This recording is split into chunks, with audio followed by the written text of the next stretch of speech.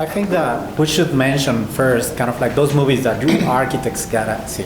There's kind of no way out for you to kind of run from it.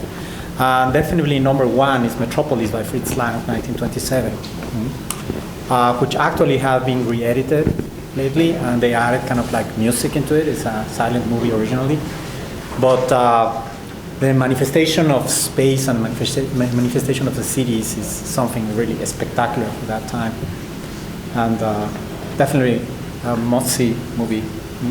Number two is Cabinet of Dr. Caligari from 1920, in which if you're talking about the constructivism, I mean, you may see that the constructivist scenarios were done on that movie particularly. Phenomenal movie to be seen. Again, it's a very old movie, it's a silent movie. But we can move forward. The idea is not to keep you just in those times. And then move into late 1920s with Luis Buñuel, the Spanish filmmaker that had three different periods. The first one, which was in Spain, although he escaped from the Civil War, and then he went to France, and then to Mexico, and then back to France. And he developed the most amazing surreal movies. Number one is Le Chien Andalou, which we see over there in 1929, the movie that was made together with Salvador Dali, and both of them are performing on that movie. A challenging movie in which I found some letters from Salvador Dali asking Luis Buñuel to find ants for the movie and keep them in a box. Until they had gathered enough of them, they could start doing the movies. And this is a spectacular kind of story that completely surreal, which has a peak scene, of course, in which they're cutting the eye of this lady, of this woman. I can remember with that sharp kind of knife. But then, moving forward with Luis Buñuel, definitely must-see movies from Luis Buñuel, The Exterminator Angel, a kind of frenetic movie in which this amazing house and a family that's hosting a party, a very nice party, and they get kind of the most amazing guests on the party, and everybody's just fascinated with the party until there's a moment that everybody gotta leave, and there's this thing that does not allow them to exit the door. So the doors are wide open, but they cannot leave. There's this feeling that they gotta stay there and they cannot cross the threshold of the door. And then the drama started. I mean, one of the persons got a heart attack and he couldn't leave the room. A couple, they decided to commit suicide inside of a closet. The others needed to go to the bathroom and there was no way to get out to go to the bathroom, so they ended up doing Chinese base in the corner. And then they were getting thirsty and they couldn't get water, so they ended up kind of breaking the walls in order kind of to break the pipes and get water from there. And it was a drama. At the end, a ship just walked through the threshold and they said, like, wonderful, we were able, that ship kind of was able to cross the door, why we can't? So they crossed the door and they found out that yes, they could exit the house. And then they said, well, we did it. So now it's time for us to kind of thank God that we were able now to exit that nightmare. So they go to church to pray God that they were able to exit the house, and then they cannot exit from the church. That's the end of the movie. No? It's very spectacular. Another one that is a phenomenal movie from Luis Buñuel is The Phantom of Liberty, in which most bizarre scenes happen on there. The whole program of a house is completely transformed.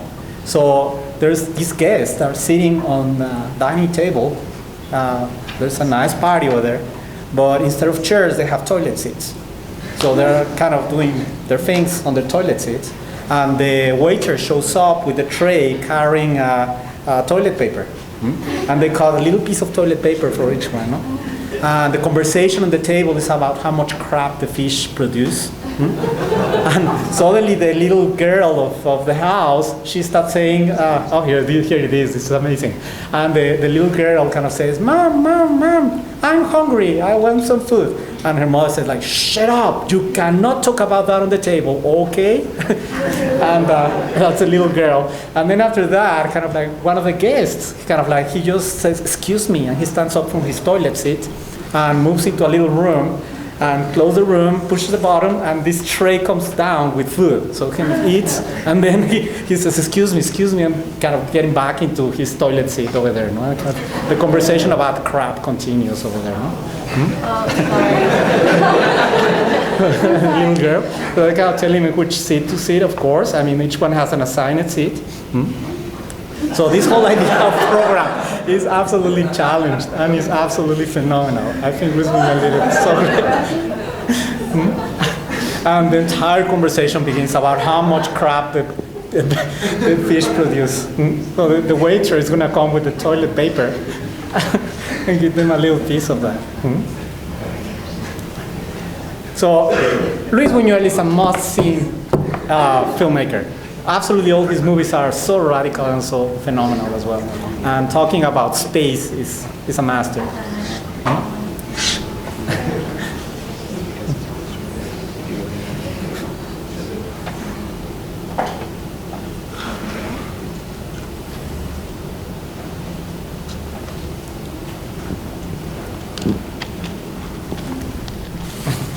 So here you see kind of like the conversation begins. There's another very famous movie by Luis Buñuel, which is Viridiana, with Silvia Pinal, a Mexican filmmaker as well. And they have a particular scene that is the most important moment in which they replicate the painting by Leonardo da Vinci, the Last Supper of Leonardo da Vinci, where it's all these homeless that are invited as guests to live in a house of this lady that want to help them, and at the end they end up raping her. So it's a very dramatic kind of like movie. But definitely, guys, if you have the chance, see Luis Buñuel. So if we're talking about movies that we should all see, I would recommend Kubrick's films. We saw up here that 2001: Space Odyssey was listed. There's also Clockwork Orange is important and powerful, as is my personal favorite, Dr. Strangelove, or How I Learned to Relax and Love the Bomb, or Trust the Bomb. Love the Bomb. Love the Bomb. I brought it because it's so long I knew that I wouldn't remember. Barry Lyndon, come on. That's another masterpiece by Stanley Kubrick, in which the entire movie was filmed by using candlelight. They didn't use any of these spots or whatever on the where they were making the movie. The light inside of the space is absolutely gorgeous, and the story is a dramatic long story of Barry Lyndon, like this gambler that ended up kind of with the kings in France. But you can understand the Baroque era, so there you go. Yeah, the list, we could actually spend hours and hours and hours just listing the movies that Kubrick made and talking about them with no detail at all. And the range and the variety within his movies is quite impressive. If you look at the difference between something like Full Metal Jacket and Dr. Strangelove, you're talking about drastically different ways of telling stories or of communicating ideas. Is anybody familiar with Dr. Strangelove? They do have a couple copies at the University Library and the Media Center. I recommend, actually they have most of these movies there. I recommend you go check this out. You could also find most of it on YouTube in some form or fashion if you're willing to eat it bite by bite. The beautiful thing about Dr. Strangelove is a lot of it takes place in this war room. Well, that's not the war room. Maybe it is in some context, but where it has these figures of the United States government gathered around this table trying to prevent a war that a rogue general has actually set into motion because he's convinced that the rest of the world does not have purity in their bodily fluids. It's a ridiculous movie, but at the same time, it's very, very intelligently and beautifully woven together, and how the story starts to portray the level of complexity and how these individuals are trying to overcome that and prevent World War III, basically, from occurring. I won't tell you how it ends. You have to find that out yourself. But it does disparage Texans en route to the end of the movie, of course. Shine. That's a creepy one, which actually is like a remade movie. There's an original Shining from the 1950s, I guess, or 40s, I don't remember. But, and the other great movie is Shining. Actually, you can see.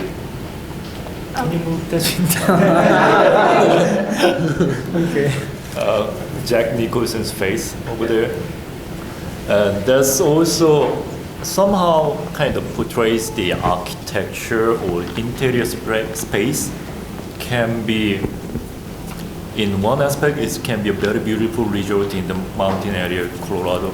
But on the other aspect, it portrays in a way really kind of claustrophobic, scary, and horror places.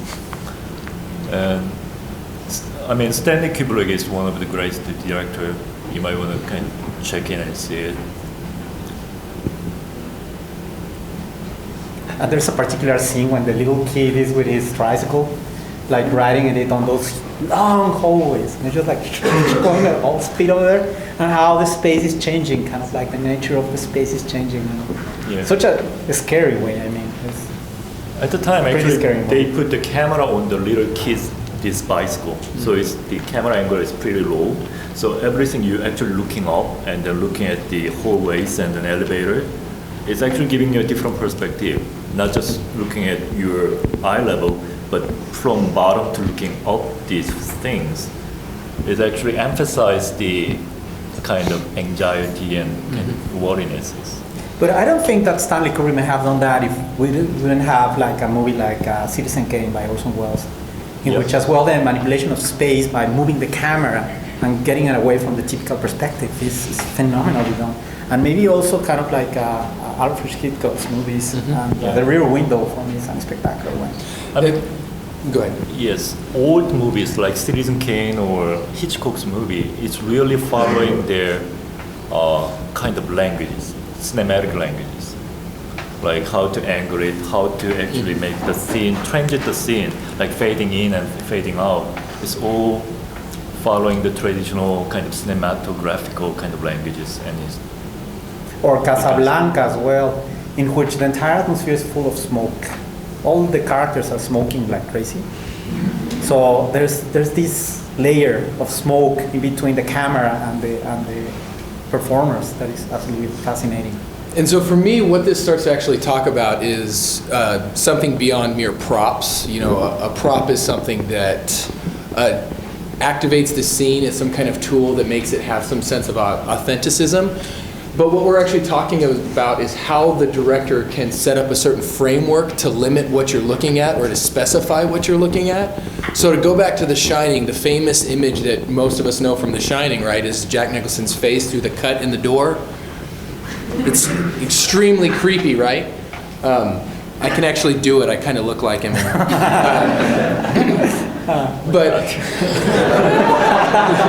But whether it's the camera strapped to the bicycle or whether it's the fact that everything is blocked out except just this sliver of his face, it's framing something and it's drawing your attention to something very specific. And so we as designers or as creators, you know, whenever we're trying to communicate our ideas, we have to be very careful about what we omit so that we could draw focus to something very, very specific. That scene wouldn't be as terrifying if, here you go. It wouldn't be quite as scary if he was just standing there at an open door going, hello, Jack is back, right? There's something freaky about the fact that he had to carve out that opening in the door and that he's pressing his face into it. And there's this frame that removes everything else in order just to see, man, he's beautiful. Just to see the intensity in that one moment. And directors, whether it's done through smoke in Casablanca or whether it's done through this, the best directors have a way of really making you focus on very particular things. I think that's an important aspect. Other movies that are must-see for architects are a couple of ones that really kind of get us into these very new cities, the new world. And number one is Brazil, and number two is Blade Runner by Scott Ridley. And I don't know if you have a little bit of that. Fascinating movies. In the case of both of them are like kind of problems with sort of like the police and so on. And in Brazil, this technologically advanced world in which they mix kind of like old Remington kind of typing machines with super advanced computers. And there's a big mistake of this bureaucracy over there. But then it's really interesting how they share the space, all these bureaucrats. They have one desk for two people, and there's a wall in between. So the guy of this side, the kind of guy of this side, he wants more desk and he pulls the desk, and the other one gets to a short desk, and then the other one fights back and pulls the desk fast. And but then sometimes kind of like they get by mistake this guy and his house, and they just dig a hole on the ceiling, and boom, the police just drops over there, and all these pipes start kind of like coming out from the ceiling, and all these very intense kind of moments of the building per se and the construction of structures and so on. It's a very dramatic movie, but really futuristic in its ideas. And the other one is Blade Runner, in which they have the most amazing urban scapes over there. I mean, we can see how there's these floating sandwiches on the sky, like illuminating some sort of like some place like Hong Kong, I guess. I don't know which one exactly, but in a really dramatic way as well. Although part of the movie of Blade Runner was filmed in one from Red Houses in Los Angeles, I think in the Annie's house. Yes. And, but look at that, I mean, those scenarios of what is a futuristic city, I mean, in a very dramatic way, because not kind of like showing us like a beautiful future, like, it's a dramatic one. I mean, it's full of homeless, and it's also full of trash and so on, but also there's a lot of wealth. So it's this very contrasting scenario of what the world is going to be in the future.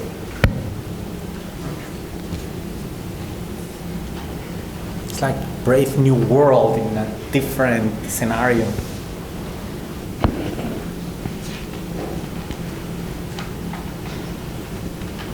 So like huge productions which kind of follow up the ideas of Fritz Lang's Metropolis.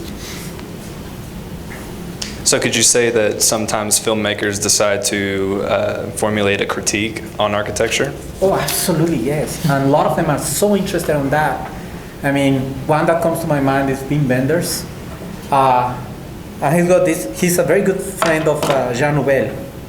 And a few years ago, when Jean Nouvel won the competition for a building in La Défense in Paris, like just behind the arch of La Défense, the beautiful cylinder that's going to be standing right there, haven't been built. But in this movie, he actually built that building for his friend Jean Nouvel. So we can find it over there. It's Until the End of the World, 1991. You know, I think filmmakers not criticizing in particular building, but they criticizing the life that is made by modern city or urbanization, or this transformation of modern into ideas. Like some of the films like Red Sun by Michelangelo Antonioni, and it portrays Zabriskie place? That was a big blast of house? No. It was very subtle movie actually. Actually, talking about a lot of Michelangelo Antonioni's movies talking about like modernization in the outskirts of Italian city, and the people, the living start to disappear, and then concrete, these buildings becomes a more dominant thing in as a living life. Well, he did this one, Zabriskie Point, which the main scene of the movie is the blasting of a house. I think it went to another one. So Zabriskie Point by Michelangelo Antonioni. And he's fantastic as well, and he's so embraced as well as architecture. So in Zabriskie Point, they blow up a house in the hill, and they just continue blowing it up and blowing it up and blowing it up, and this kind of like explosion never ends. It just continues over and over and over and over again in a very dramatic way. No, he's great.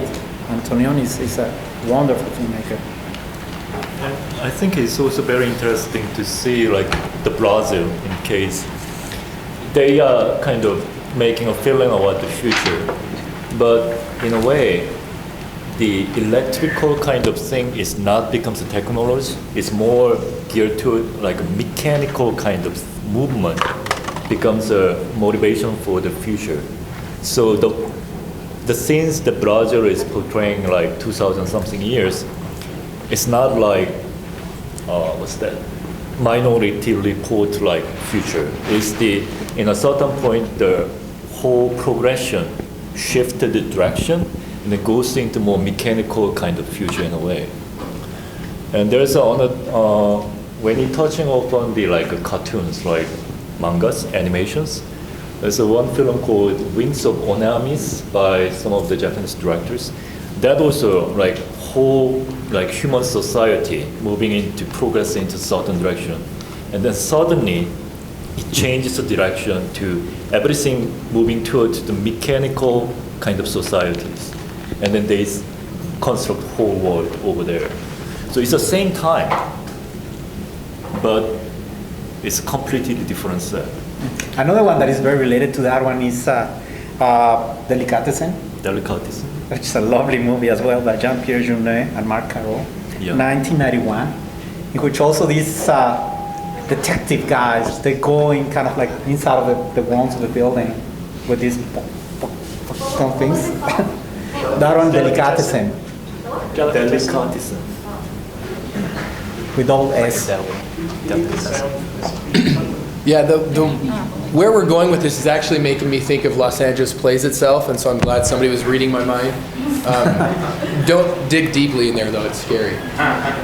But what Los Angeles Plays Itself is it's basically a video essay of sorts, and it's a movie that talks about how Hollywood portrays Los Angeles. So it basically is saying that Los Angeles plays itself, or is an actor in the movies that are then filmed in Los Angeles, and therefore reflects some of the city's interpretation of the architecture of that city.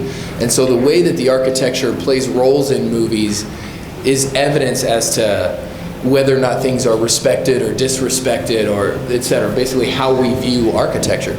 And the movie actually spends some time showing these iconic modern homes in Los Angeles, basically the case study houses along those lines, and how Hollywood must hate these houses because they're constantly being beaten up, blown up, ripped down, exploded. Drug dealers are always living there, you know.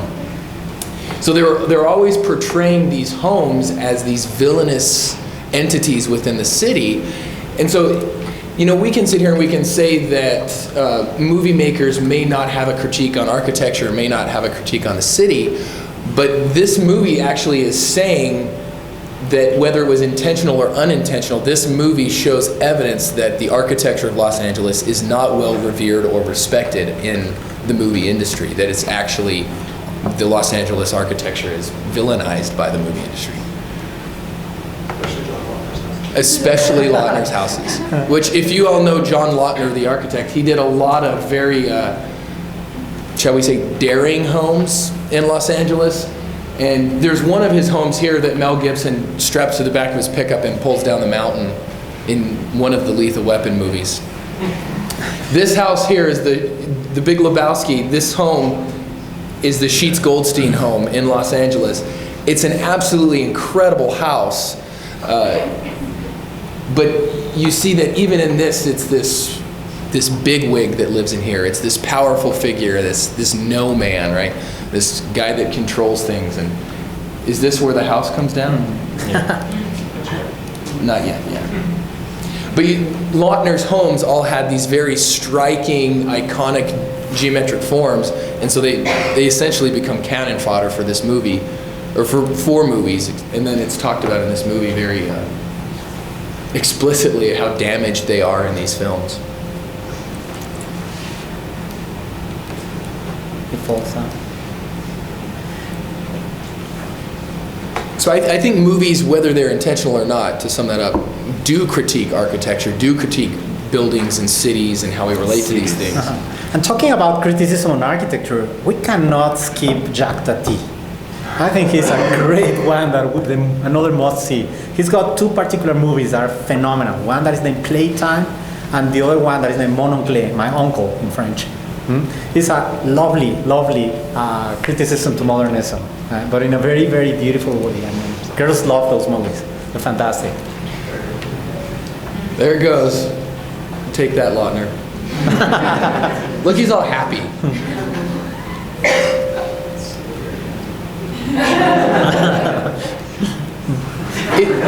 It should be pointed out that if the truck could pull that house down, that house still wouldn't be standing to be pulled down in the first place. But he had an industrial bumper on his pickup, obviously. Yeah, Playtime by Jacques Tati. That's an incredible movie. Playtime, Some of you Jacques probably Tati. looked at pieces of Playtime I know that when Professor Rex was here, he had some of his classes look at clips from Playtime and diagram that movie. And Dr. Ellis has done the same in his class. I always show Monoclé in my class, in my contemporary issues class as well. T-A-T-I. What? Jacques Tati, T-A-T-I. Yes, I'm getting it. Octopus 3D.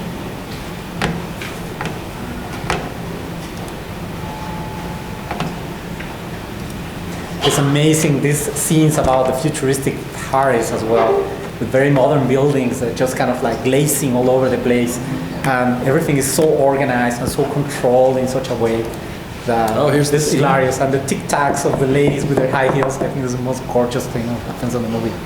Now, notice that the interaction of these characters it's accomplished not verbally, but spatially. There's a relationship between these two.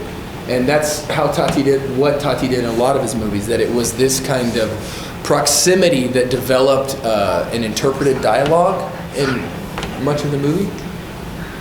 And so you see this sign language. The guy obviously has never seen a window before.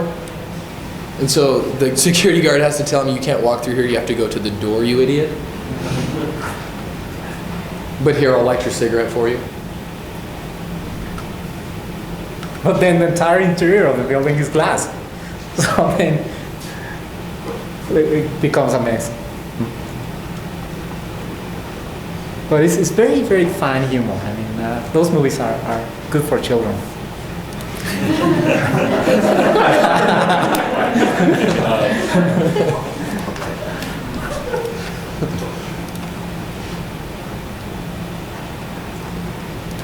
Well, if we go back for a sec, Javier, you talking about Brazil and also Metropolis, sort of the seminal movies of architecture, or that we as architecture students and professionals need to see.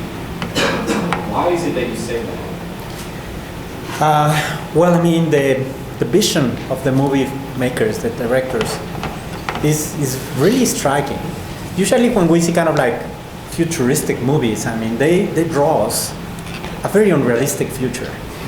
And I think that though even Metropolis is a very unrealistic kind of future in some way, although he was a visionary, Fritz Lang. But in both movies, in Brazil and in Blade Runner, they show the future full of imperfections. And I think we human beings are full of imperfections as well, no? So kind of like, it's gonna be something more balanced between kind of the very, very high-tech aspect of it, but at the same time, the trash and the junk and the homeless and the pollution and the other things that are happening. So it's always kind of like a balanced kind of vision of the future. And I think that's why we need to understand that maybe that's a bit more realistic than just a happy land with no problems, no? And for me, it's more than just being a vision of the future also. It's an understanding how the piece actually works as a medium or as an entity. And so to me, films that are most interesting are the ones that I can't predict 30 minutes into it. My wife and I have this ongoing joke. Like when we watch movies, she picks one and then I pick one, and we just torture each other back and forth is what it amounts to. But the sick pleasure that I get 15 or 20 minutes into the movie is leaning over and going, that person's gonna die. And she's like, no, they're not. And she's like, oh, I hate you. But for me, the movies that are more about the movie instead of the narrative are incredibly interesting. So it's not this story that's been told 10,000 times being regurgitated with different characters, and it's a dog instead of a rabbit this time, so we're all really surprised, right? But it's movies that actually, they're about the movie. And an example of this is I watched a short movie last night called The Red Balloon. It was made in 1956. And it's really, really simple. It's basically this boy finds a red balloon. He lives in Paris. And the whole movie is him walking around the streets of Paris with this balloon. And what's beautiful about this movie is it's showing the backdrop of Paris. It's showing this ancient city. Forgive me for misusing ancient. But it's showing the gray backdrop of Paris, this palette, this canvas, right? very little color in much of the clothing and the props beyond just the grayness of the buildings in the city, and then this really beautiful red balloon. And so the whole movie, you're watching the contrast of this active character in this landscape. And so what's great about this is it gets really active when you realize that they humanize the balloon in a way. The boy and the balloon become friends, and the boy there's very little dialogue, but the boy commands the balloon to wait here, I'll be back, and the balloon will wait outside for him, and he comes out, and then other kids are trying to steal this magic balloon, and he's running away from him. It's a really simple story. It's a children's movie, but the contrast and the way that the movie is about how this one entity stands out against the backdrop rather than a really intricate plot or narrative is pretty powerful to me. Those are gorgeous movies, yeah. Guys, but we cannot miss Peter Greenaway on this discussion. I think we gotta talk about... Especially if we're talking about narrative. And talking about narratives, yes. I mean, he's tough. I decided once in London to see a full marathon of movies by Peter Greenaway. It was like a 48-hour marathon. I mean, after a couple hours, I was like, I cannot handle it anymore. It's tough. It's really tough. But it's absolutely amazing. I mean, talking about space, I mean, nobody like him manages the space in such a beautiful way.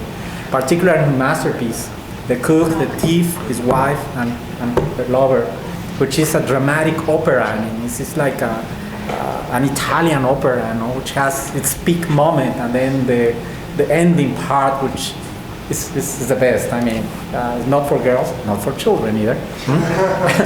But it's absolutely amazing. And how he moves the camera on those scenarios. It's this restaurant, which they serve all this amazing food, but the camera just kind of like moves from one side to another and changing kind of different scenarios. Let's see if you can put it like there. It's Peter Greenaway. Right. You got it. Okay. And so the camera moves, slides from one side to another, left, right, left, changing the scenarios. The scenarios are just three different scenarios. One that is blue, the other one that is white, and the other one that is red, and kind of like moves back and forth. I think that also gave an idea for white, blue, and red, kind of very famous movies from the 1990s. I think this actually speaks to what I was saying about the frame that is set. If you can pay attention to how the cameras are used in the movie, that usually will tell you quite a bit about the movie. So somebody mentioned Alfred Hitchcock. One of my favorite Alfred Hitchcock films is The Rear Window. And the entire movie is filmed essentially from Jimmy Stewart's apartment, looking out his back window into this courtyard, into the play of characters in this courtyard. And so the camera isn't stationary, but it's very limited. Now you will find movies where the cameras try to keep the camera as stationary as possible so that the action is moving. And then sometimes there's more intricate relationship between where the camera is and if it moves and how it moves. And those kinds of things give you clues. This is the one that I ruined for my wife recently. This was wonderful. I don't even want to admit that I saw this movie. What the heck was this? We talked about it. One day. I'm not supporting this movie by any means. However, I watched it 7 times. I did watch it once, and sorry. as we're sitting there watching this movie, there's this scene where Anne Hathaway's riding her bike through the city, and I told her that Anne Hathaway was going to die very early on in the movie. And she's... Don't ruin it. Yeah, if you don't want this movie ruined, then plug your ears, because I'm just going to tell you the whole dang thing. Spoiler alert. But there's this scene where she's riding her bike, and I leaned over to Tia and I said, she's going to get hit by a car. And she's like, no, she's not. And then all of a sudden, I go, it's going to happen right about now. And all of a sudden, she gets run over by a tractor and killed. And she looks at me, she's like, how did you do that? And I was like, you can tell by the relationship between the camera and the person on the bicycle. There's a certain following aspect, and you can tell it's building, and then all of a sudden there's a moment where she continues and the camera stays stationary. And although I'm not saying this is a great movie, this one scene was done quite nicely, because as she separates from the scene or from the camera, that distance starts to let you know something's about ready to happen. And it, for one, removes the camera from a gruesome truck running over a lady on a bicycle, but also it starts to actually remove her character from the movie a little bit early. So it's this threshold experience of how the camera relates, and that framing starts to tell part of the story. Just finishing with Peter Greenaway, two other movies We're that are talking very too. architectural. Kuhn needs to talk. He needs to talk. Two couple movies that are gonna be seen as well by Peter Greenaway. The Belly of an Architect. It's a bit too literal, Yeah, but the that whole idea was- of this exhibition on Nouvel is quite interesting. This big fat architect, which I don't know because we're not fat people. He's not that fat. He's huge. He's obsessed with his It's belly. Brian Denny. He's not that fat. Okay. We're not talking like John Candy. Well, anyway, it's quite beautiful in the way they show Rome as well in a very, very spectacular way. And the whole kind of like space happens in the monument for Vittorio Emanuele, which is the ugliest monument in Rome. It's kind of really interesting. And yes, the oldest, exactly. Oldest is the oldest. No, it's not old, it's ugly. But I mean, this whole idea yes, of the exhibition happening there is absolutely gorgeous. And the other one that is another obsession from Greenaway about architecture is the Draftsman Contract, which is a little earlier one, which is about framing all the time. This is a draftsman that draws perspectives and in a very fascinating way. You know, there's a reason why Peter Greenaway is so obsessed about architectural life and the world, because he actually trained as an architect before. And he taught him, actually, in one point, he becomes a director. And going back to the camera and movement, I think that's the really kind of skillful thing, that you camera following the characters and then suddenly camera stays there, which means you actually the camera put yourself in a kind of objective level and then see what's happening later on. He's got one of, when he was a student, he did a series of movies, conceptual movies that are fantastic. I think it's hard to find them. One is about telephone booths in London. So it's kind of catching up the conversations in about 100 different telephone booths. So he moves from telephone booth to telephone booth. And the other one is about mapping maps. Kind of like he gets these beautiful drawings and the camera just flying over the maps. I think those are amazing kind of ways of understanding why we do all this diagramming when we're doing architecture as well. And specifically in Belly of an Architect, but Greenaway actually really shows us the relationship of the individual to the architecture and then tries to blur that line. And so the narratives are relatively simple. In the Belly of the Architect, it's an architect that's obsessed with his body image in a way and like what that means. But there's this relationship between the things that he makes and the thing that he is. And it's constant and how it goes back and forth, which is incredibly interesting. And Dennehy is great in this movie. He's really good. You don't think so? The book is so much better. The book is always better. No, But who cares about reading? I'm just kidding. Greenway wrote the book, but then he wrote pictures. Not even screwed it up. But that's better. Well, Yeah, another of it's- my he's favorite good, ones Don. from Peter Greenaway is The Pillow Book, which is not a direct reference Which to he also architecture, wrote. but it's more about the obsession of tattooing the body on graphics and how this. But it's a lovely movie. It's really beautiful. It should be said that a movie like The Pillow Book is not a leisurely jaunt through the park. It punches you in the face at a few moments. Oh, in a gorgeous way, my goodness. Yeah, they transform a guy into a book. His skin becomes the paper, the book. Now, what's interesting to me about Greenway, or one of the things, is he actually says that his role as a director is to break from the norm of film, and he claims that most film is essentially a regurgitation of 18th century narrative. And so he says that there's a few old stories that we replay again and again and again and again. And so his movies make an attempt at breaking from those traditional narratives and telling us a different story. But we can't sit here and say that he's the first one to question narrative. It goes back to avant-garde film at the early 1900s, and the avant-garde filmmakers tried to make movies that had no story, essentially, if I could dumb it down to that level, but to detach the film from the narrative. So the film wasn't about telling you a story, the film was about being a film. And it's amazing because we started to approach that in architecture generations later, where the architecture was no longer a reference of something else, but the thing was the thing, right? And we're still saying that the thing is the thing, hopefully, and trying to express that. But if somebody can detach, there's the belly of the architect. He's moving really slow, isn't he? Yeah, he's obsessed on this. He's got some kind of cancer or something. He's belly. And he fails all this work for the exhibition on Boulet's work. So it's quite dramatic. I would like to move to movies today. What's happening with movies in the 2000 in relation to architecture? Personally, I believe that the European movies right now are moving into a very particular trend, which is speed.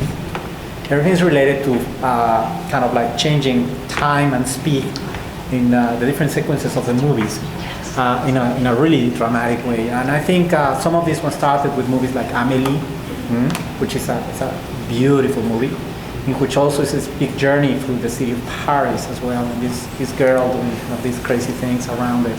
But the whole thing is switching the time through speed. And another one, which is an amazing movie as well, Run, Lola, Run, which shows kind of all these different stories. And then the same director did another one, which I think is the Warrior, I don't remember the name of that one, but anyway.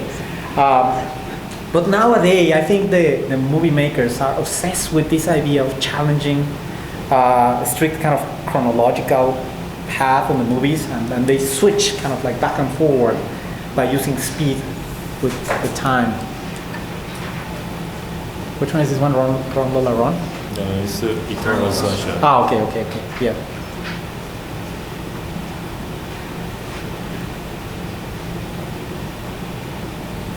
Want to talk about it?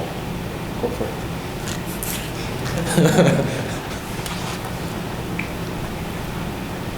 I mean, color movies are more kind of interesting in a way. I mean, this one is interesting because it's also talking about somehow shifting memories and then erasing memories, and also, like Javier was touching on a little bit, the shifting kind of time frames.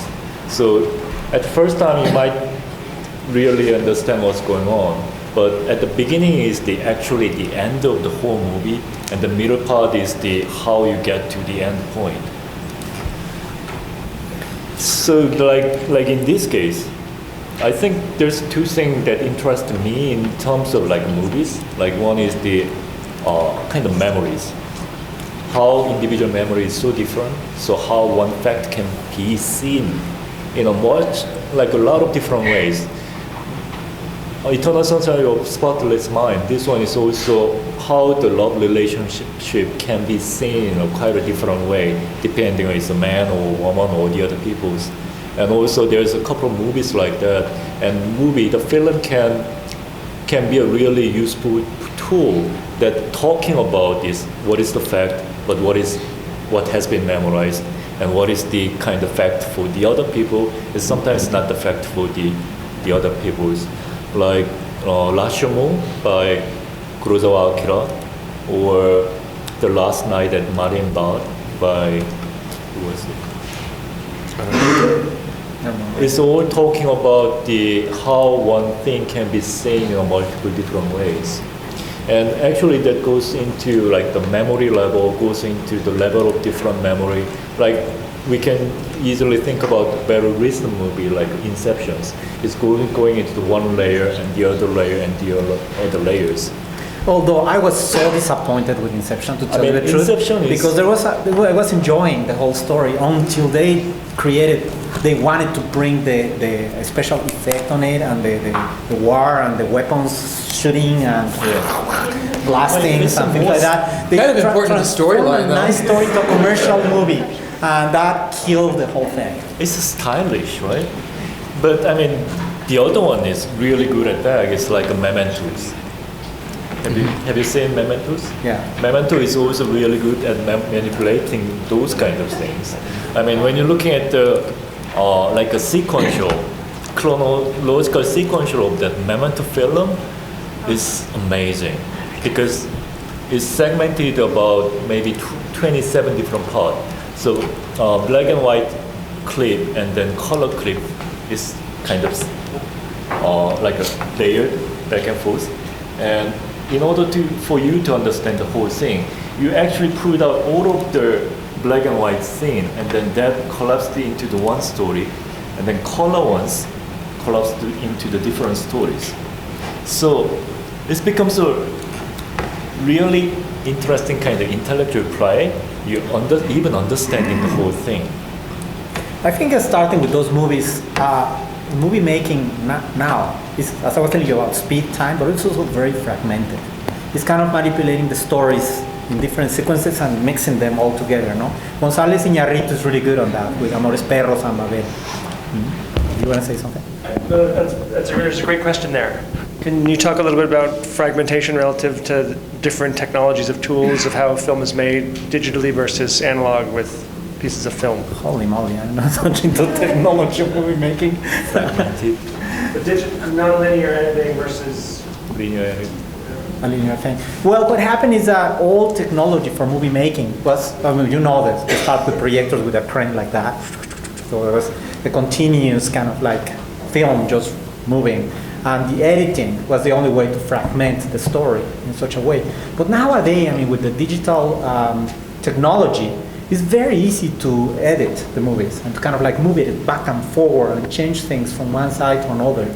So I guess that a lot of the ideas about time manipulated by Roland Barthes, like example, are now kind of like really challenging the movie making and making it more dramatic. So, which is completely different than the commercial movie that is just kind of like bringing us exactly the same story in every single movie, but bringing the more special effects. This is more about manipulating the story of the movie. But really kind of challenges and makes it very interesting. As you remember in Amores Perros, like example by González Iñárritu, there is a series of stories that all of them come together in this very dramatic crash, kind of like two cars that crash together. That's what ties the story together. Here it is. That was it. A tough movie, another not kind of rated movie, but very, very dramatically done, very beautifully done. So definitely I see that technology is helping for this fragmentation. I somehow really disagree. Go ahead. I don't think it's the technology. I mean, before like old movies, it's more narrative based. It's directors have their own like very specific way of telling the stories to the audience. But nowadays, like a basis or there comes in, like the death of author, it becomes more like you constructing these stories, but you're not actually prescribing what kind of narrative you audience to have. So it's actually giving the certain set of the stories, but how you perceive is actually on, that level is actually moving into the audiences. So it's not only the technological kind of development to how filmmakers can edit the pieces, but it's about also philosophical or cultural changes that we start moving into more openness. And maybe society is more complex nowadays. We live in a fragmented world. So I think that really kind of mimics the time we're living on in a very special way. And there's a lot of movies like that. I mean, there's Paris, Je t'aimais. It's a lovely movie with little stories. Or an older one, which is Stories of New York. It's also a really gorgeous movie with little stories that have nothing to do one to another, but somehow everything related at the same time. We're living in a fragmented world, I guess. And also architecture is fragmented. That's one from that. Sorry. But hello. Tarkovsky, one of the things about Tarkovsky is that he could extend a moment beyond what normal films would ever allow. So he would, for example, in Nostalgia, there's a scene where the guy, the main character, is in his apartment, and he's sitting on the bed, and you can see light from 3 different places. One of the light that is lambent through a window you can't see is light that reflects what's going on outside, specifically in terms of the weather. And the clouds come up, and it starts to rain, which changes the ambient light in the room. And all that takes about 5 minutes. But somehow he's able to weave it into the story at the point where he slows your perception down, which is actually not unlike going to Marfa. The whole landscape slows your perception down and prepares you to see those beautiful boxes in the artillery sheds. And you sit there and you look at them and you see the landscape reflected in those boxes, somewhat like the Tarkovsky's the light coming in from the side that slowly becomes cloudy and then it starts to rain. And in some ways, one of the things about architecture is we often think, in literature you have to suspend your disbelief. Actually, in architecture, it's just the most powerful moments are just the opposite. That's the point in which, in some ways, the architecture disappears. And I think that's what Tarkovsky does in his films, which I think are really unusual. I don't think many films actually do that. It's kind of the opposite of Chris's question about fragmentation. It's that the ability of film to kind of slow it down so that the architecture becomes actually a pregnant part, not necessarily part of the narrative, but part of the emotional impact. And in Tarkovsky's case, he doesn't care like Fellini, he doesn't care if the pieces fit together at all. He just cares if the effect is there. Actually, talking about Fellini, I remember if that, the orchestra rehearsal was Fellini's. Remember that one? Which is also a very dramatic movie of this orchestra playing inside of a room. And there's this big crane with the big ball that are going to smash into the building and destroy the building where all the orchestra is playing. So they start arguing inside that their instrument is the best one, the big ego of the musicians. So I say, no, I'm not going to play with you because my trombone is the best on the orchestra. And the flutist says, no, the flute is the best. We won't do anything without my flute. So they start arguing and discussing while this big thing starts kind of moving to tear down the building. And they realize that the only way that they will make the people of the construction company to understand that they were still inside there was to playing all together. And it's a gorgeous movie. It's really beautiful. I think it's also Fellini's. But I remember. It's the orchestra's rehearsal. I think something that might be that's being totally overlooked is the spatial aspects in animation, and how I would almost think that you have more of a success when you're able to create the moments you were talking about earlier, Josh, with somebody writing off the screen and what that's implying, and when you're able to succeed something like that in an animation, how that I don't know, like if you're filming this room and the space already exists, right? Whereas in animation, you're having to create your view and your space. I read a biography on Walt Disney once, and it was really fascinating on how the initial steps they took towards animation and cutting people out of the scene, and just the way they create the backgrounds for animation just has its own respect, and maybe it doesn't hold an argument or maybe it doesn't apply to the conversations we're having, but you talk about technology and how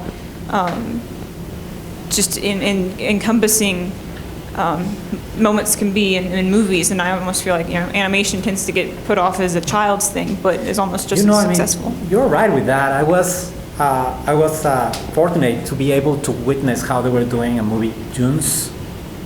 So I went to the stages and see how they were doing them. And Dunes is about this desert in which they have dunes, but it's kind of like big kind of animals pop out from the sand and the desert and so on. And the scenario is also kind of very futuristic and so on. I mean, everything was in models the size of this table. So kind of like how they manipulate the camera on a little model, I mean, kind of changed the entire thing. You know? Kind of the scale was completely transformed on there. And you're completely right. I mean, a lot of the movies that we see nowadays, they don't even have a stage. I mean, everything is just crafted in Maya and using kind of digital media. No?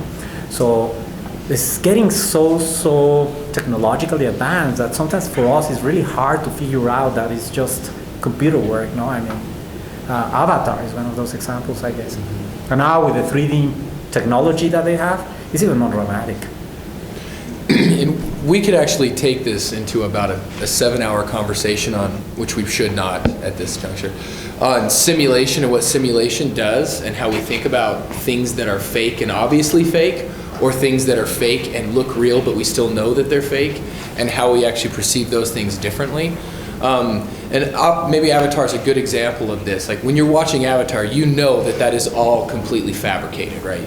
You know that there's no jungle with those purple flowers and giant monsters. And so it's, in a way, it's easier for you to accept that holistically because you understand it's completely fabricated. Where sometimes it's a little bit harder to fully accept something that you realize is fake but is made as a replica of that which is real. And so it's interesting to me to understand, like, when something fake is making something fake, we accept it as real more readily than we do something that is making something look real when we know it's not. I just lost myself. I even scared them off. Come back, I'll stop talking. Quick question. So do you think that, of course, we're having this whole new technology and amazing graphics and crazy, never thought of scenarios and landscapes. Do you think the old school movies are gonna start to lose their value because they're being filmed, the old way or old school, or are they gonna? What I'm wondering is there gonna be two separate things? Can you really put into the Oscars like Avatar with regular film movie for Best Picture? I mean, because right now maybe the way they film, like you said, they can have a movie film in this space right here and it's completely false. So is there a way can you compare them? Can you put them at the same level, competing at the same way? Or what do you think that the future is going to be? I mean, for me, at the end, it's going to be about the story. It's going to be about the narrative that director or writer is pulling out. I mean, Avatar, I enjoyed it, but it's not only because that's the 3D film and then there's amazing special effect, but the story is somehow supporting that whole thing. And that's a good one. And when you're thinking about like a 3D kind of effect in films, Wim Wenders, who is the amazing German director, and he recently finished a documentary film called Pina. And Pina is about the amazing dancer Pina Bausch, who she passed away in 2006. But they planned to make this film 20 years already ago, and they started making it and she passed away. And when they finishing it, actually Wim Wenders used the 3D camera and actually going into the dance floor and then moving through this camera and capturing that all of the movement of dancers doing it. I think in that kind of application, which is 3D, using the 3D technology, not only seeing the 3D, but actually capturing those moments that only captured by that specific technologies. I think that's somehow we start to see certain potentials about these new technologies. I mean, I would love to see a movie like a Pedro Almodovar's movie in 3D. To see what happens. I mean, even Pedro Almodovar's movie, which is, what is it, All About My Mother? Yes, they are hilarious. You gotta see them. The beginning scene is actually Pina Bausch is dancing. Oh my God. Yeah. on that little theater. I think something we have to understand, and you kind of asked a few questions, Martine, but I think it's important that we differentiate. Just because we have the new technology, it doesn't mean that every story or every narrative or every idea is going to fit into that new technology. And so, 3D works really well for a lot of the movies, but we all have noticed recent movies that have come out in 3D and we're like, why the freak is that movie in 3D? There's no need for that movie to be in 3D. And so I think what we'll see is we'll actually see a certain nostalgia maintained for past technologies, which we already have. Like some movies are still filmed in black and white, right? It's few and far between anymore, but the ones that are gain a certain particular voice because the way that they're actually using media to convey that message. And we just have to understand it's the same in architecture. We have to understand what tools we're using, what we're trying to communicate, and the alignment of those things. But if we just assume the newest tool is going to work with everything, then we're not being truthful and we'll actually make some pretty bad mistakes. Is this the Thriller video? Well, there's a big Sorry. misunderstanding, guys, that people may believe that a movie that has all these magical special effects is the best movie. Yeah, but then just watch Transformers and you'll find out that's not true. And the stories suck. The stories kind of, you know in the very beginning what's going to happen at the end. So there's not that magic of discovering what's going on. So, so unfortunately, commercial movie, this stands off from about thinking about the movie, this stands off from critical thinking. So then, taking away from commercial and blockbuster movies, is there any documentaries that come to mind that really did that, get to the point or were excellent stories that, they don't really care about making, 50 million the first weekend that they're out, but very nice stories? Or maybe I was thinking of, is there any movies or documentaries made by designers? So we're trying to relate, what people in the cinema industry, how to relate that to architecture. So is there a way, let's say maybe the Eames trying to make a short films and that type of We can talk about the movie now. I can talk about which one? The one that I'm making? There's several examples, and I think Greenaway actually is an example of someone that was trained as an architect, and so his movies are very architectural. He doesn't practice in architecture, so that it's not quite like the Eames. But we hopefully watch The Powers of 10. It's a famous Eames movie made directly by architects, and it's very clear and explicit how it talks about the translation of scale from the tiny to the huge and what that means. Now, as far as, that's even another venue, because there's the mainstream and then there's that's for a very specific niche, right? We could walk across campus and nobody knows who the Eames are, much less that movie, and it wouldn't mean anything to them if they saw it, but it's canonical to us. But there's also a middle range of movies that are actually cinema. They're made for entertainment, but they aren't necessarily made for blockbuster explosion. They're not made for everyone, but they're made for a very specific or select or limited group. Greenaway is an example. Michael Haneke is a director. I believe he makes movies in French, German, and English. And some of his movies have actually made it to the quote-unquote big screen. He had a movie called Funny Games that was released in the United States probably 6 or so years ago. Terrifying movie. It's horrible. It's very freaky. But what he does is, we're talking about the medium and is there a time when an old medium will now become nostalgic or create its own niche or have its own voice? Yes. And as we're talking about the rapidity of movies and how we live in a society of inundation of information and things are speeding up, and Dean Verneuil was bringing this up before, but what he does is he will draw scenes out. And so there's a movie that's called Caché, and I think it's also subtitled Hidden. Funny Games is a scary movie. All his movies are actually scary movies. But Caché was actually not released in the United States, but it's a story of a guy that thinks he's being stalked. And so the whole movie is this guy's boring life. It's very slow. and he's trying to figure out who's following him and who's leaving these surveillance tapes. He'll find video cassettes of his everyday activities, and so he's freaked out. And so the whole movie is building up and building up without building up at all. And the fact that it's so boring makes it one of the most intense movies you'll ever see, because you're like, something is going to happen. I know it. It never happens. And 45 minutes later, you're like, something is going to happen. I know he's brushing his teeth, but the mirror's going to explode. And then, I won't ruin this part of the movie, but something does happen. It lasts about 10 seconds, and the movie quickly goes back to these long, drawn-out scenes. And then it still ends with you being nervous and anxious because of the intensity of this really boring movie. An interesting thing is the way that space is used in his movies is fairly interesting. And a lot of times he will have a stationary camera. And so the way the camera doesn't introduce you to the volumes, but the players in the movie actually introduce you to the volume and the space. And I was introduced to his movies because Peter Eisman came and lectured at Cornell and brought a stack of 4 or 5 of his movies and showed them all in succession.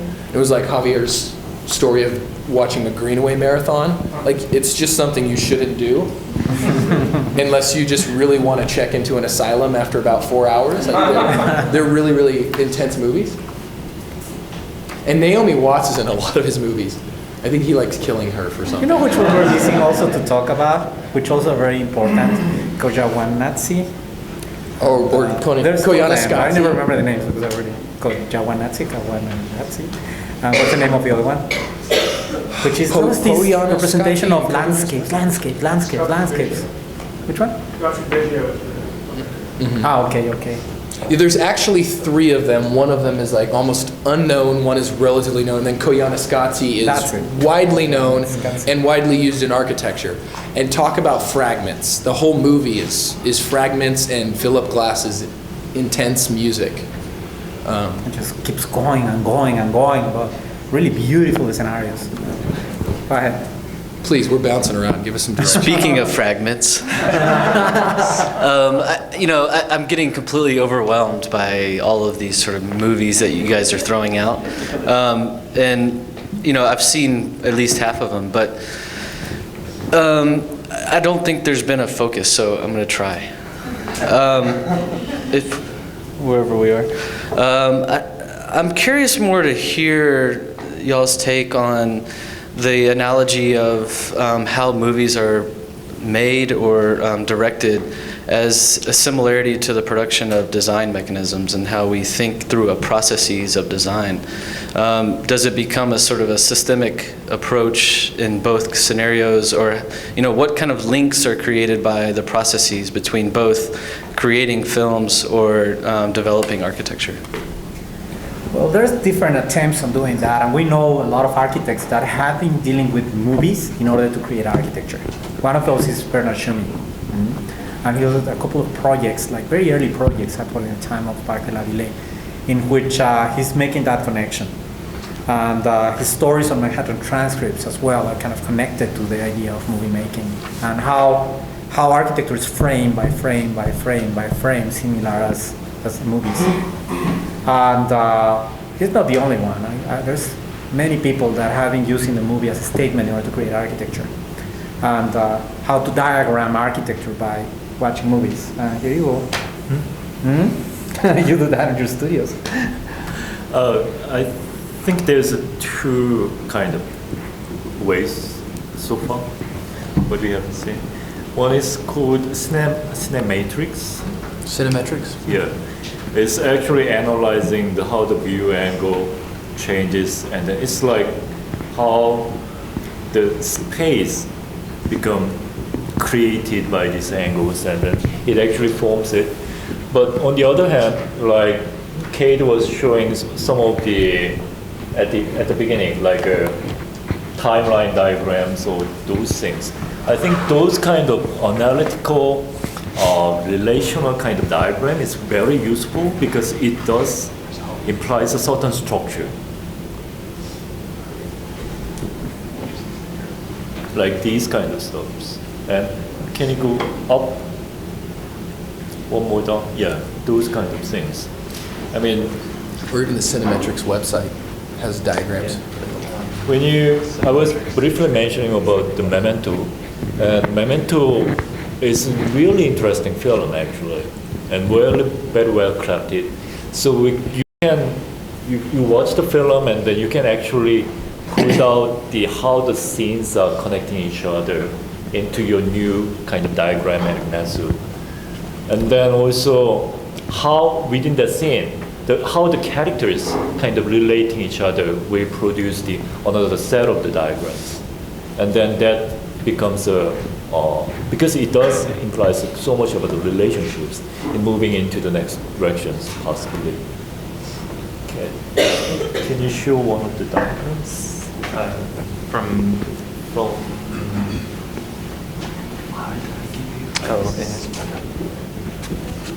Well, something that stands out to me is, for me, a striking similarity between making architecture and making movies is a view that both of them are contextual exercises in a way.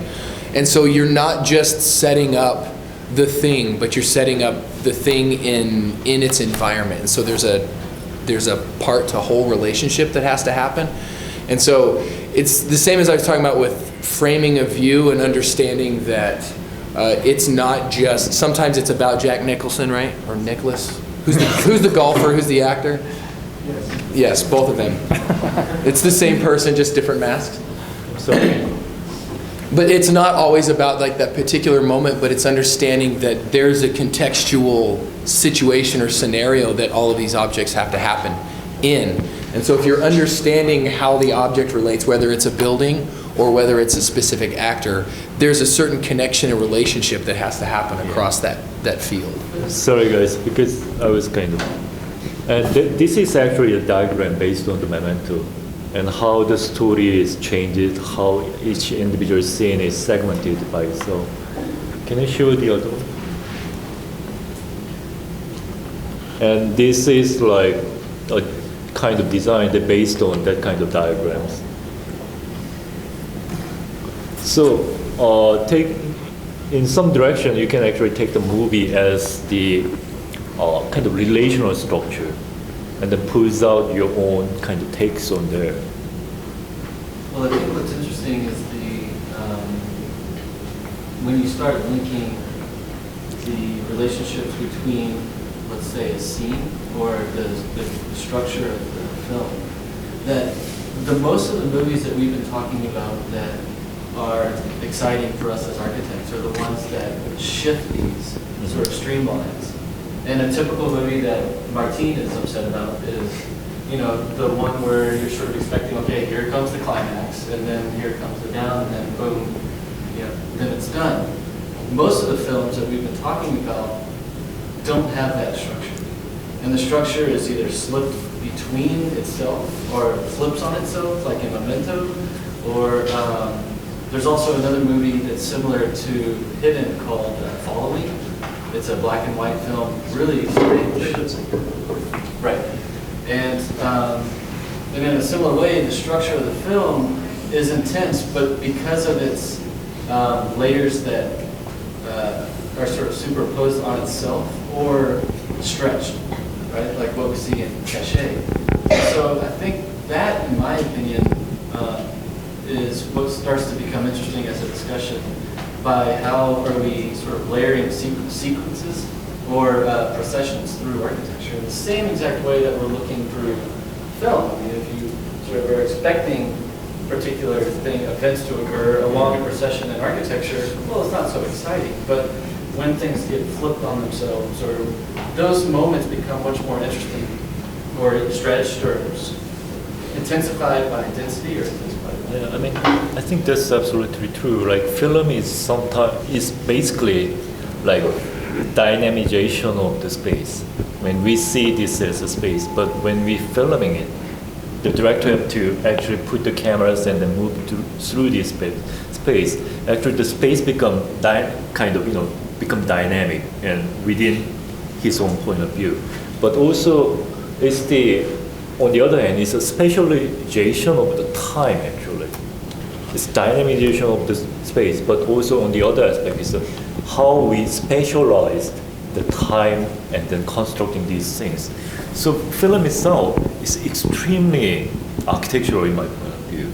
And depending on how we angle, how we see things, and after you construct the whole film, and some of director chopping and then reassemble these things with their very prescribed relationships. So it's, in a way, we see like Memento or Eternal Sunshine of Spotless Mind, like a whole, looks like it's a beautiful movie, but underneath there, it's very precise control of each moment and then each angles is somehow embedded into that whole structure. I think that's a fascinating fact. Yeah, and I think that goes back to how Deleuze described it as a movement image. That term could probably be interchanged between architecture and film regularly. And talking about the interchange in between cinema and architecture, I think that's important to address, that some of the terminology can actually be interchanged or operate on both an architectural stance and a cinema stance. And that's... Yeah, it's the point that I was making with the idea of context is similar to what you were saying, Jeff, is for me, you know, if they plop a new building down on campus and they're plopping a few, and I use the word plopping very specifically and intentionally, but we have a few things going on, right? And they just seamlessly slide in, right? And so they fit the context in such a way that it's as if the building next to it was passed over a Xerox machine and reappeared just as a neighbor almost. There are some different contextual things. And film can possibly be a little bit more daring than we can as architects as far as shaking up that context. But still, if a film is completely like everything else going on, it's going to sell a lot of copies, it's going to make a lot of money at the box office, it's going to follow that format, but it's not going to actually do anything significant outside of that. It'll fill that immediate need of the mass, but it won't actually have any authentic voice or any power in a lasting way.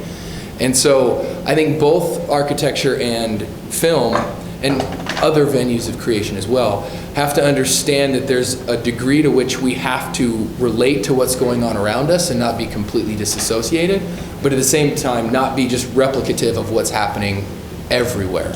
And so if it is about the sequence, or if it is about the framing, or if it is about the proximity, or if it is about the way that the narrative works, these are all subtle ways that we can tweak that understanding of context and that place of the creation within that context, I think to fit, but also to have an authentic voice in a way. I want to be a little bit more Deleuzian on this comment, talk more about Deleuze and Guattari, what we were discussing. Deleuze and Guattari are kind of making us understand that our body is a machine. And as a machine, our eyes act exactly as a movie camera. We witness the spaces where we are frame by frame. That goes really fast. I mean, the vision that we get is a frame that goes really fast speed to our brain. We capture it and then goes back, and then once again and goes back. So the whole idea of bringing together how we view things and how movies are made, I mean, it's a very straightforward relationship. It comes together. It's really, really interesting. And I was lucky to be in a panel discussion in London with Bernard Schumi. And it's when he started kind of bringing all these ideas of event and architecture, trying to challenge the old notion of what is first form or functional form or whatever. And I think it was very clear in making us understand that it's not about function anymore. It's about event. It's about kind of like those events are happening inside of a space. And we also are performers of that event. And we're kind of walking inside of an architectural space. We're a movie camera that is catching up sequence by sequence, frame by frame, the space itself.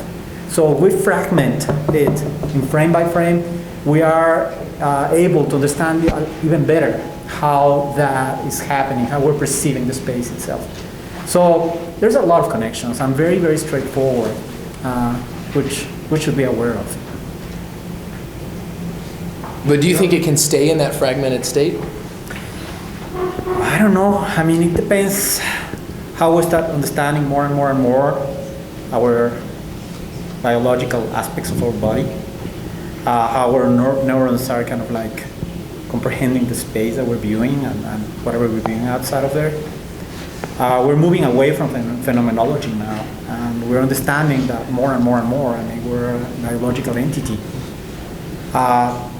But science is the one that is kind of like showing us kind of like what is happening next, no? In a certain way.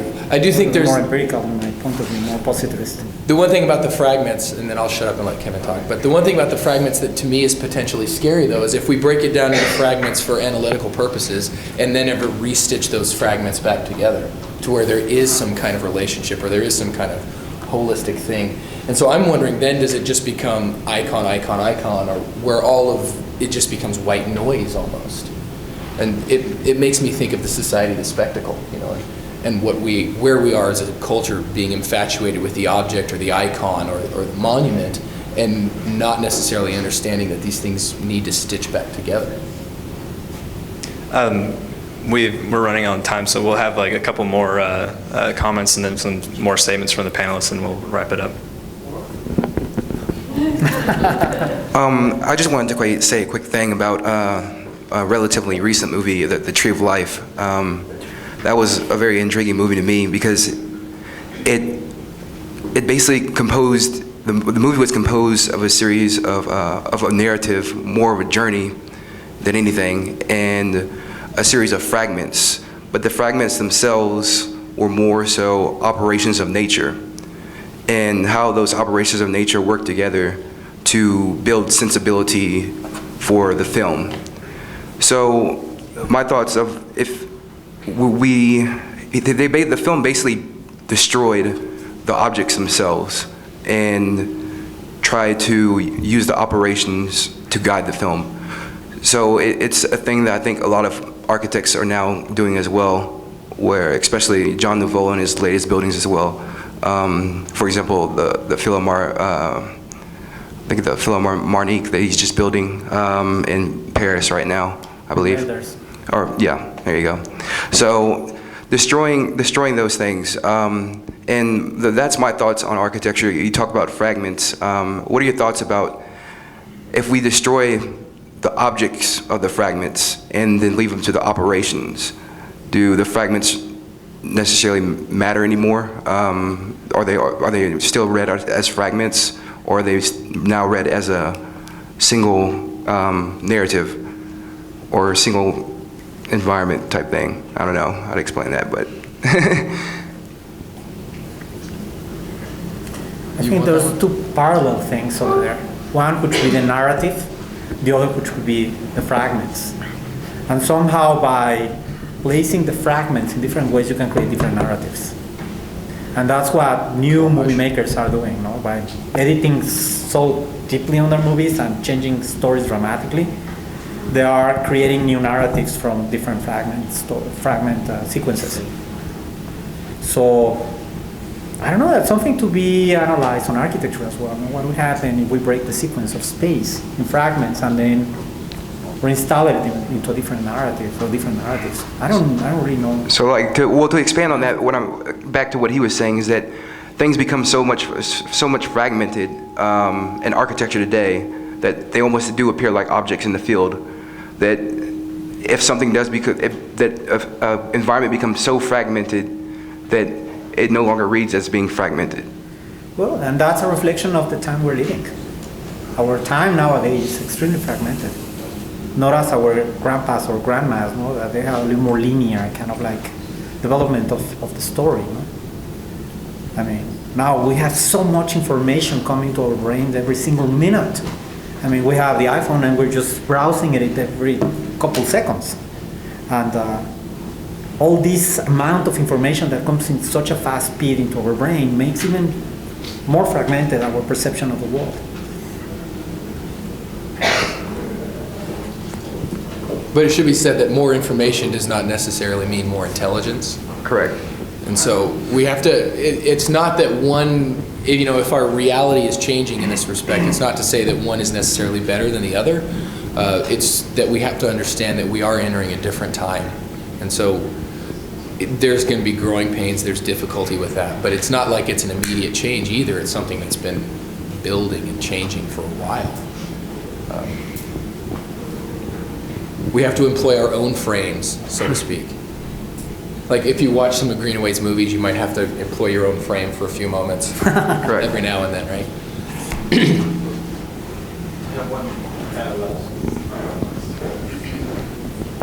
Going back a little bit of what Professor Nesbitt said,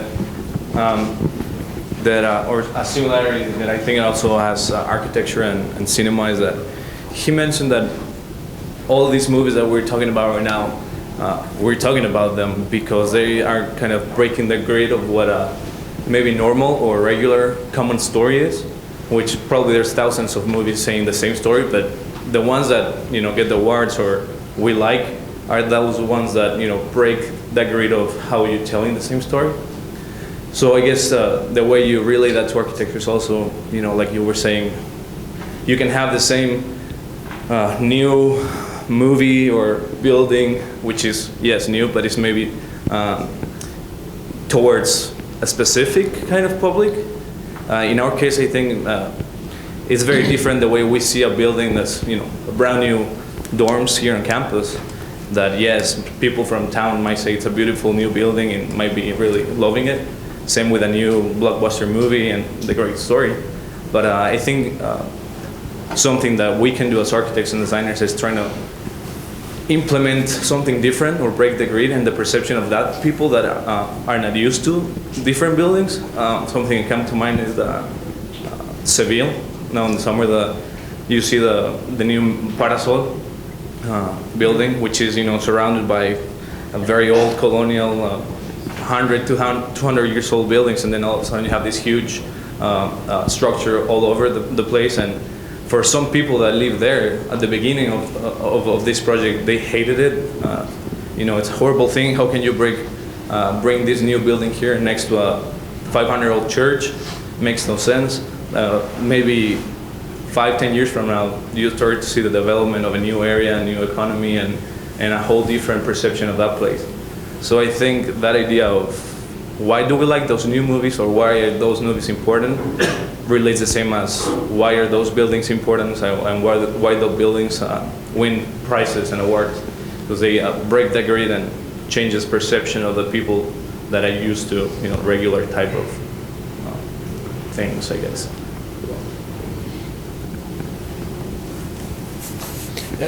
I think there's also, we have to understand there's a time and a place for a different approach.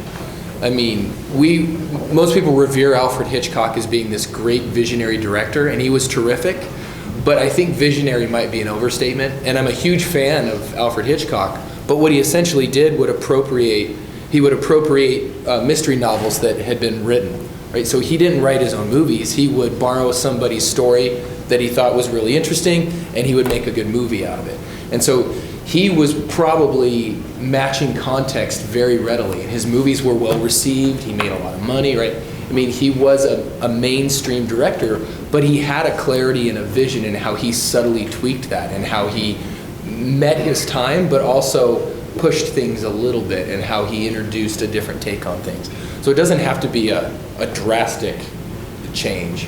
It can be, but it doesn't have to be. Right, that's not Alfred Hitchcock architecture. That's Stanley Kubrick. That's Stanley Kubrick. That's Kubrick. Yeah. That's Kubrick. Jürgen Meyer with the Parasol in Seville.